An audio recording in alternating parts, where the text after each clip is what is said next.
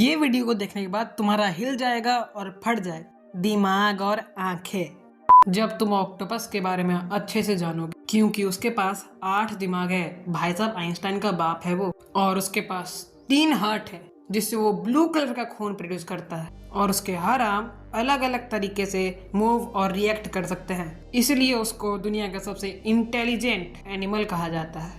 बेटे, अगर 8 दिमाग हमारे पास आ जाए तो तुम लोग तो समझ ही पा रहे होगे।